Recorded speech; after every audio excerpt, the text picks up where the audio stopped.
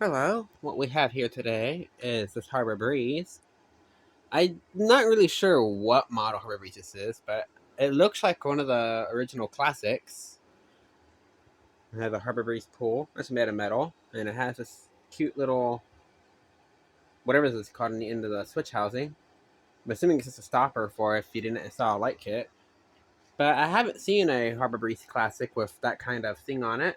But other than that, it kind of looks like a Harbor Breeze classic. Same type of motor housing, same blades. Anyways, I picked this up off the side of the road, so unfortunately, some of the blades are a little bent. I tried my best to straighten them out, but they're still rather bent. I just have it up here for testing. And I have our current limiting device in case that there's a short. Yeah, picked this up to the side of the road.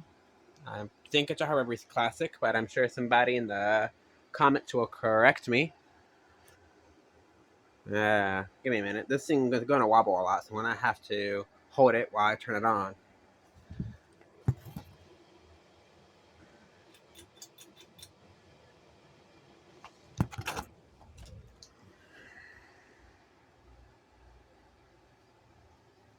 Yeah. This shed ceiling is really quite low. And you see what I mean by the blades are pretty well bent. And it got yourself a nice little shake and a wobble to it. But it does work. And even on low, it's putting a nice little breeze. I've always liked the way these ones looked. And when I was younger, my grandmother used to have a Harbor Breeze classic in her bedroom. It was the gold brass finish, though. I'm not gonna lie, I don't know what happened to the brass finish everything. I haven't seen a brass finish ceiling fan in quite a while now. It's like anything brass disappeared over the last 10 years or so. Yeah, you see it. It does got quite the wobble to it.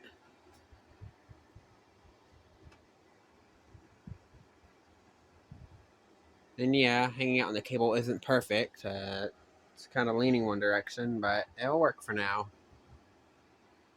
Anyways, I'll go ahead and change the speed to medium.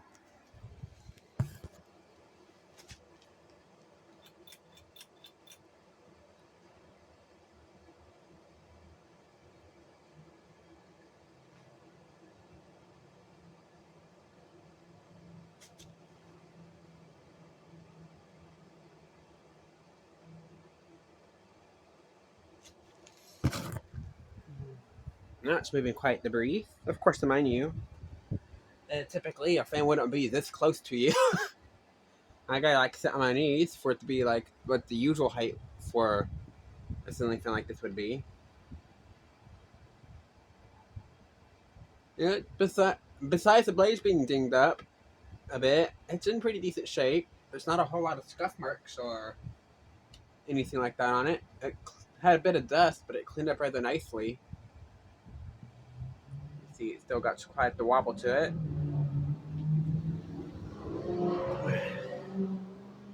You can see this fan in its previous life was flush mounted. I don't really have a down rod for it. You can see the Harbor Breeze Mick Maverick or something like that. I don't remember what the people in the comments said, but I will change that title accordingly. You can see I have it up there. And I have to find a proper place to store these fans that are showing up. And maybe I'll make a proper mounting position for these fans too. Just put the socket right next to that light socket there. Anyways, this is medium. Maybe it's a decent amount of breeze on medium. Kind of afraid to turn it on high, but I mean, the worst that happen is it falls on me, and I get to see that. So, on the high speed we go.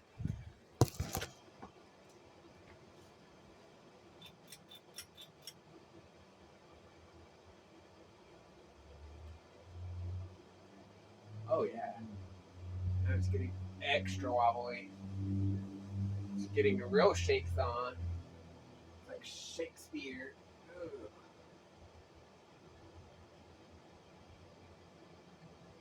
That's why I'm gonna name this ceiling fan. I'm gonna name it Shakespeare because it gets the shakes. Hopefully it seems to fall on my head.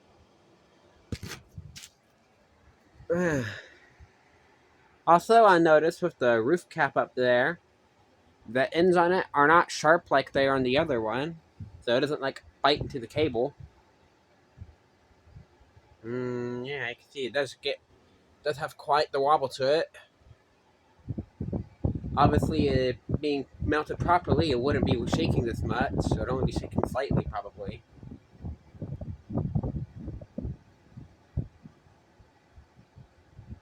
But yeah, on high speed. I'm not going to reverse it just because the way physics are playing right now, the fan is moving this direction, so the motor is pushing this way, so it's pushing the hook onto the cable to keep the fan in place. If I was running it in the reverse, it would push it in the opposite direction, the fan would fall right down. So I can't run it in reverse in this setup, but maybe if I able to cobble together a more proper testing setup, I could do that in the future for future videos. But for now, this is just my fan testing area.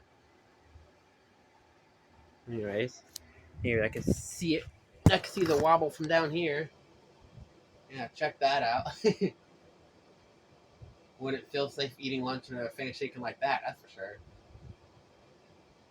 Though, for a pro tip for those of y'all who have fans on that are on down rods, if you see a fan shaking like this, there is a bobby pin and a screw that attaches the fan to the down rod, and you want to tighten that screw, or else it's just sitting on the little metal rod that's connected by the bobby pin, and it will wobble just like this on that rod until it breaks it and it falls down.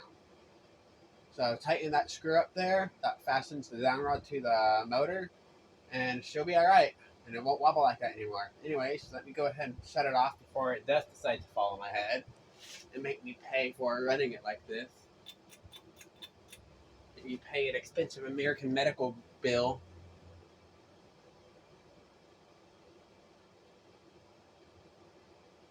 And I can see the spin down. It doesn't have a very fast spin down on it, admittedly.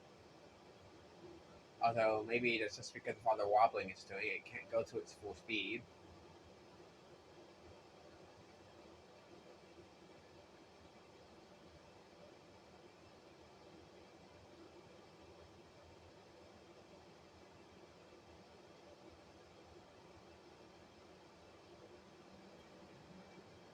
I'll try to straighten the blades out a bit more, but it is a nice fan, and it works. I'm guessing it just got replaced with a newer, more modern fan with a remote control that looks like weird modern art. It's a shame because these fans that actually look like ceiling fans are disappearing. Pretty soon, give it like 20 years, and these would be as rare as Hunter Originals. Anyways, hope you enjoyed the video. Thank you for watching, and more to come.